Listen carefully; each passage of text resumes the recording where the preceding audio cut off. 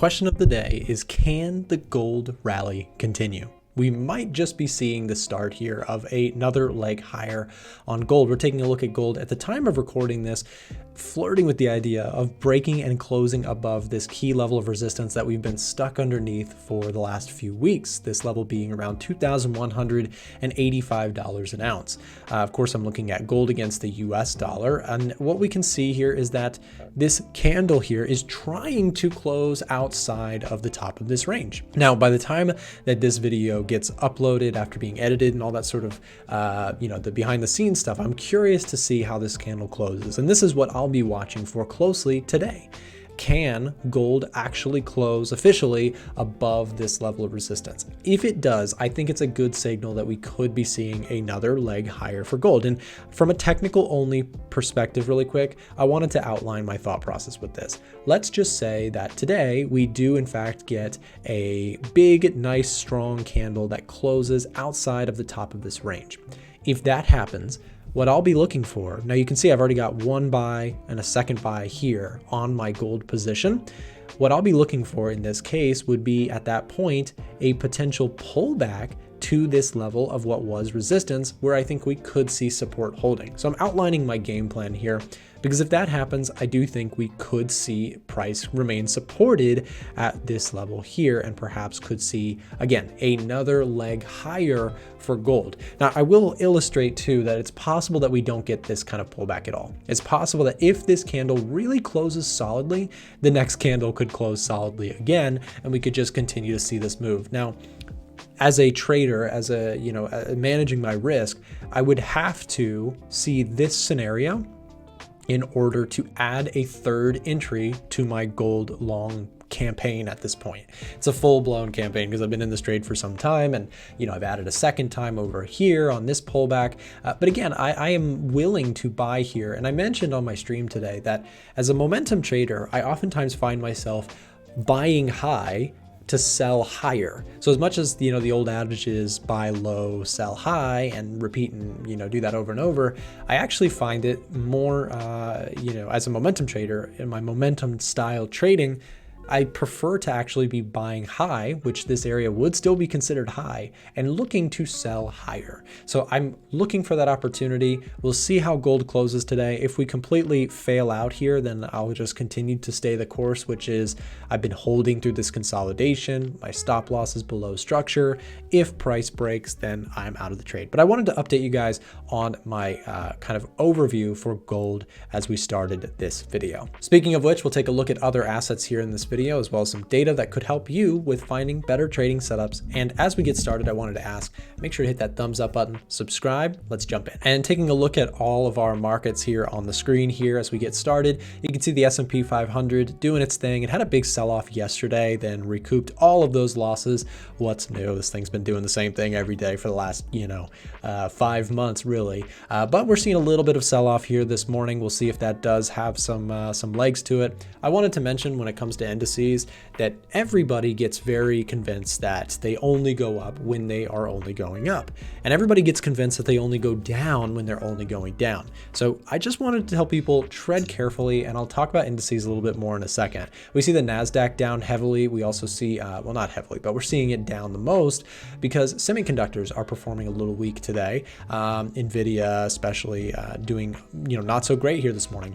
Anyways, the Dow actually maintaining most of its gains here this morning. Seems like a shift into value names like the ones in the Dow versus more tech heavy, semiconductor heavy areas like the S&P and the NASDAQ. The euro's down here a bit on the day. The pound is bouncing back. The dollar index has been trending up, but pulling back here in the most recent candles. And as we mentioned, gold still doing its thing. We'll see if it can hold those gains and make a push higher. Oil coming off of its lows, but had a pretty steep sell-off in recent times. I have positions on these two as well as one other chart that I'll talk about in this video. So here's an updated look at the top setups page on the Edge Finder. We can see some of our current top readings, both bullish and bearish here. We can see gold is still up there, the Dow, oil, euro pound, the DAX, and bonds, which I actually have positions on. Well, let me mark them up here. I have a bullish position on TLT, I have a bullish position on USOIL, and I have a bullish position on gold. And I'm willing, but watching to see if I can get a bullish setup on the Dow Jones as well. On the flip side, let's take a look at some of our sell setups on the Edge Finder, and you'll notice just like we saw yesterday, still a lot of pound related pairs, as well as the UK 100, which is the stock market over there, all getting bearish readings from the edge finder. And if you'd been watching these last few days, this has been a really strong signal from the edge finder. Also, if you'd like to join our giveaway for the edge finder, we're announcing a free winner of a full copy lifetime access on Friday of this week. If you are not already entered into the giveaway, it's free to join. All you need to do is use the link down below in the description to join our Telegram channel and let somebody know in there. You'll see instructions to join the giveaway. It's very simple. It's a pinned message within the Telegram channel. So join if you haven't already. So here's the Dow Jones, and I've marked this up as actually one of my most interested pullback plays on the indices, at least. I think value could do well if we do start to see rate cuts coming into the picture. And my base case right now is rates coming down. For most of my positions that we'll discuss here today, I am looking for interest rates to come down. If that happens, that's great for my positions. If it doesn't, it's not great for my positions, and I'll have to adjust. In terms of the Dow, I like it because, of course, the edge finder is giving me that confirmation, that bullish setup when looking at all of the different factors. Everything from economic data, technical reads, and sentiment are generally pointing to the upside and have been for some time on the Dow Jones. So I like that as a possible setup. I'm watching the 50% retracement if this market does decide to roll over. And here's the S&P 500, which is just in a beautiful upward trend overall. Pulling back here might be an interesting spot, but I wanted to kind of offer a word of caution to people who are newer to trading indices. If your sample size for looking at indices is only here recently, you might wrongfully start to believe that indices are easy to trade and that they only ever go up. But the issue and the danger of thinking like that is that if that is your reality of trading indices, if you only ever look back, this year and 2023, if that's only ever experience you have or have studied when it comes to indices, you could be setting yourself up for a very painful years ahead, because when the indices do not move up, they can be very, very painful. In fact, let me show you the NASDAQ, which is a crowd favorite. I love the NASDAQ, and so many others love to buy the NASDAQ, love to invest in the NASDAQ. And I just want to draw your attention to what can happen if you get overly bullish at the top of one of these markets. The peak to trough in 2022, this is the wrong spot. In 2022, we saw a peak to trough from the NASDAQ of a massive slide of 38%, give or take, which is a massive sell-off. If you were just, overly bullish before this and only looked at this period of time, you would have potentially set yourself up for an incredibly painful year.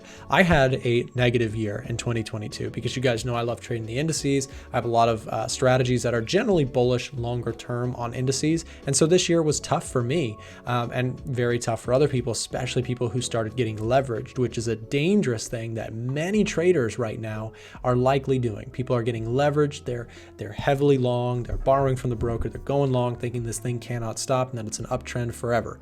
Just be careful. It's dangerous stuff to think that way.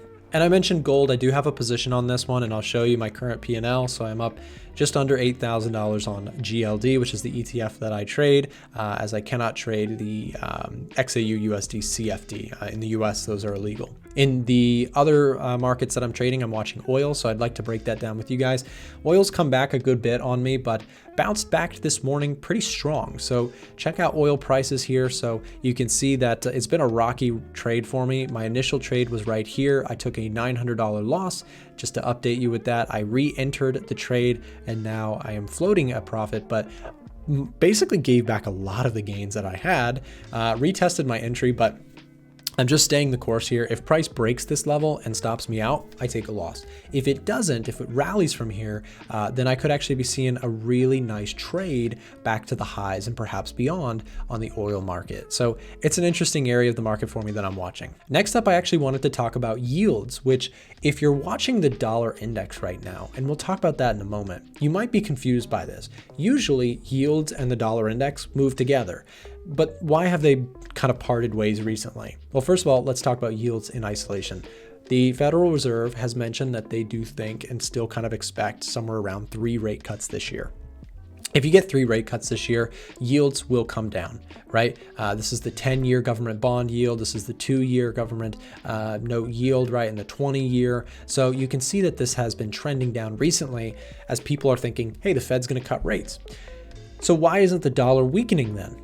the dollar isn't weakening because its counterparts are also expecting to cut rates. What do I mean by that? Well, take a look at the Euro USD, right? The Euro is down because market participants are thinking, oh, the ECB is actually probably going to cut rates even sooner than the Federal Reserve. And if that happens, suddenly the pound and the euro look very weak, even compared to the dollar, making the dollar look attractive. It's kind of a confusing thing. And to be honest, this is why I'm not trading any currency pairs right now. I actually really prefer to just isolate kind of the US component to the best that I can, and I've been trading TLT, and I'll show you that position now. So what I'm looking at is my WeBull portfolio, my application WeBull here. I have sold puts on TLT, and the theory here with TLT is TLT is the 20-year Treasury bond ETF. It collects a bunch of longer term bonds and holds it within an ETF that you can buy and sell. Well, I've sold puts on this one, basically saying that I think that for the future, if we do see rate cuts and expectations for rate cuts increasing, right, TLT will probably do well because yields will drop, so the value of those bonds is going to become more attractive.